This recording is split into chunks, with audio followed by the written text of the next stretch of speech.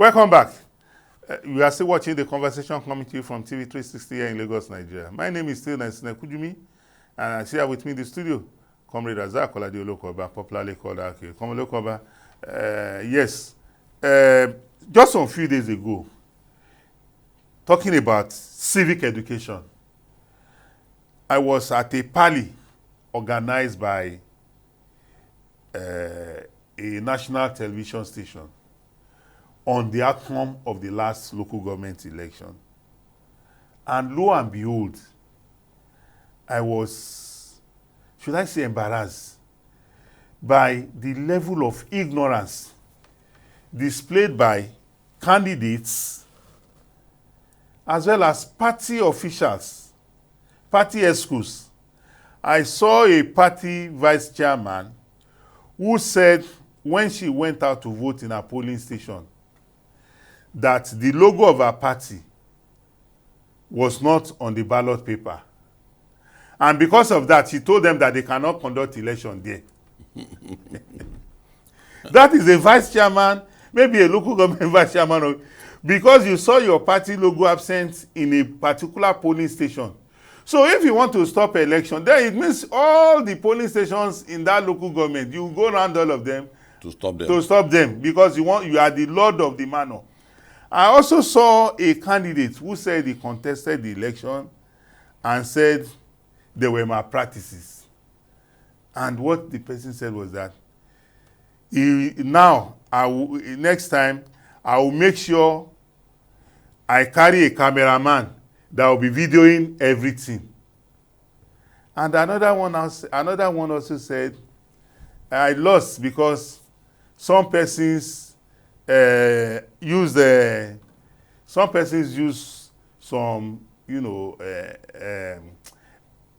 extraordinary means, or maybe say unlawful, use of power.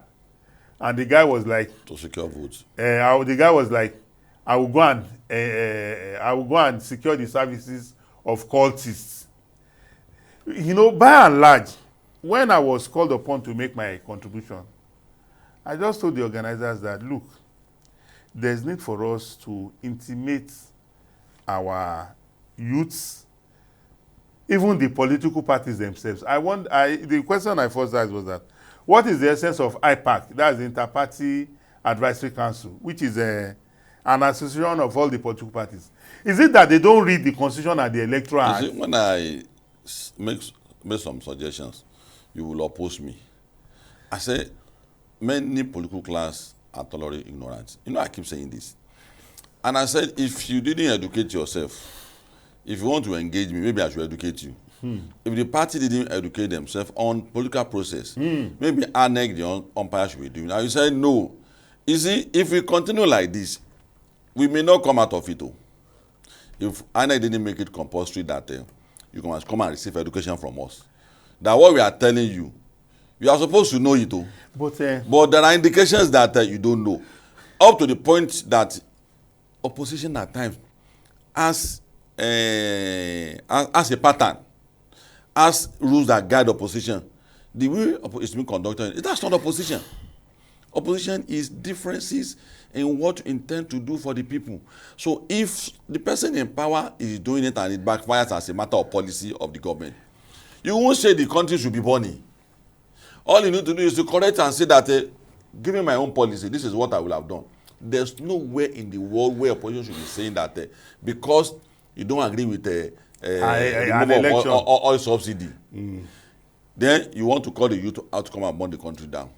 Because you didn't win an election, not because the policy is bad. So the education is important to the extent that you must compel them to be reading the laws that guide the election they are taking part in. See, if you listen to certain political office holders, you will be shocked that how did he become a councillor? How did he become a senator at times? Now, how did this man become a senator? To such an extent that a senator thinks that he has immunity against from being arrested. Arrested, yeah.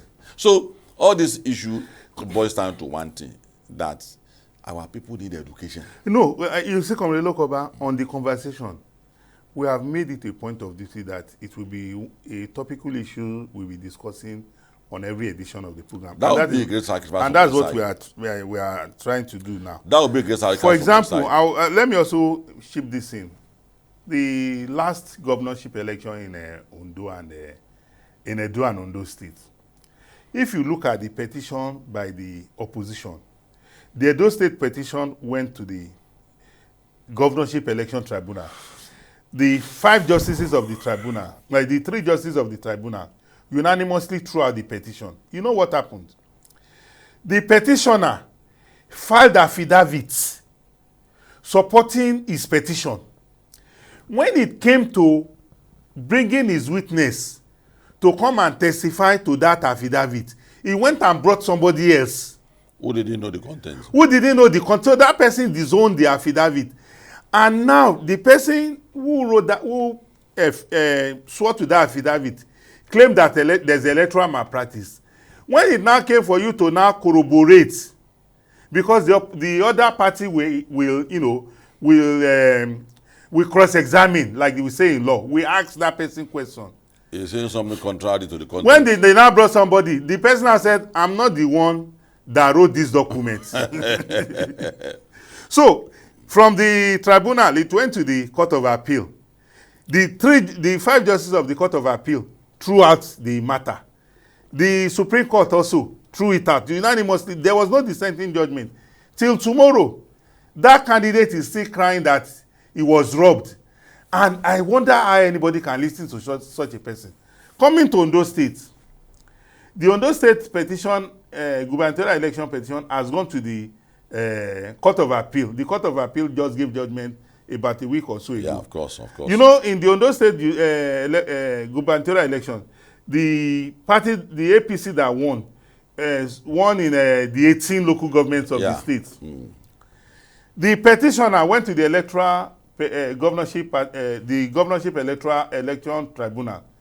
At the election tribunal, the judges there said the petitioner made claims that he didn't bring any evidence to support. It was like he was going on a wild goose chase. Yes, so emotion. He now came to the Court of Appeal. The Court of Appeal said, what type of petition is this? You are saying you are robbed, and they're asking you, what were you robbed? You say they should go and look for what you were robbed of. I've never seen that. So, as much as they are displaying crass ignorance with regards to electoral matters, the people themselves need to be intimated with the rules governing judicial activities. So that someone using emotion will not sway you. To win you to his side will quickly be identified that this one is on emotion. He's only on emotion. He's not making any point. He's not making any point. And you see, governors get hampered. When you see cases like that, it distracts either the governor or the senator or the president. It's even an assault on our collective intelligence. So that kind of distraction, I like to find a way of checkmating it. INEC? Because, of course, there should be penalty. No, it's the court that can do that. No. INEC should encourage the legislation to the effect that you can't be bringing cases like that to the court. Lawyers get penalized these days. That a case that has been examined at a lower court and no new evidence, if you waste time to take you to the higher court, they beginning to start shining the lawyers. Maybe, why would you be doing this? Someone has been said to have stolen something. You now went to appeal it without new evidence. And that should be happening to political class officers. They know very well in their mind that they didn't. Of course. There's nothing like winning in that election for them. And they will still go to court over it.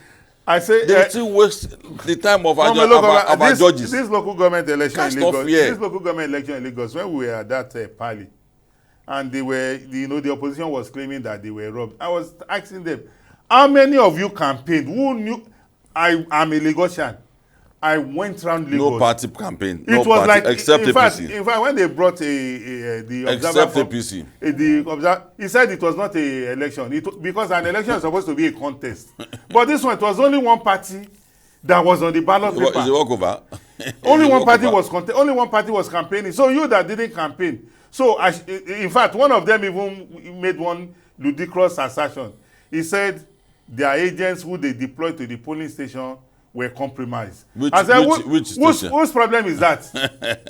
If somebody is representing you And the person compromises you can see the level of ignorance of our political class. You can see the level of because opposition is not done by people who don't understand political issues. You don't know what you are supposed to do, and you are blaming somebody else, for but your not ignorance. for you not knowing what you are supposed to do. They say that it's a one-party state. Is that the problem of APC? What are you doing? Go and organize yourself. The law allows multi-party democracy now. So if you are not organized, so that's why I kept saying, which you always disagree with, that INEC should single out parties that are not serious-minded. No, he needs to do that. I disagree. No, because I won't want us to give the power to INEC. No, that power should be in the law. INEC, that's what I'm saying. It should encourage that legislation. No, it's a responsibility for all of us. If you are talking like I'm proposing it. I want an electoral reform, and that's what I'm saying. Electoral reform that if any candidate or party by anybody takes a matter to court, and if the court in its wisdom has discovered that the petitioner is playing games, there should be like maybe 4 or 5 years. That is what I'm saying. That can be initiated by anybody, by me, and also by INEC too. It can come from any quarter because we can't build a nation like this. I agree absolutely. I agree absolutely with you. Thank you very much, Komelokoba. Yes, we've had this assault on public sensibilities by politicians when they go to court or when they have lost the election. They start crying wolf without providing any evidence to substantiate, and it's unfortunate because they have supporters. Those ones will also join them, in the crocodile tears. But when they get to court, then they will be exposed. The 2023 presidential election is a case in point where the PDP and the Labour Party went to court, and they couldn't substantiate one evidence, one single polling unit where electoral, malpractice occurred. You can see the judgment from the Presidential Election Tribunal to the Court of Appeal to the Supreme Court was unanimous. It was, in fact, the Supreme Court judgment was the fastest judgment on presidential election in the history of this country. We've never had it that fast because the petitioners virtually, knew in their mind that they had no case. But because they want to take the people for a ride, they continue to do that. And that is also the reason why somebody will wake up and tell you he's going to do one term, or that in 2 years he's going to fix Nigeria's problem. Such persons should be told that they are not speaking to kids. They are speaking Council to Coastal Road. This West Road is a replacement for Coastal Road. Can you imagine? Well, ladies and gentlemen, that is why we want to call it a wrap on the program today. We've had a wonderful conversation, and we thank Komedolo Koba for joining us. Till we come away again next time, continue to watch the conversation coming to you from TV 360 here in Lagos, Nigeria. Have a great day, and bye-bye.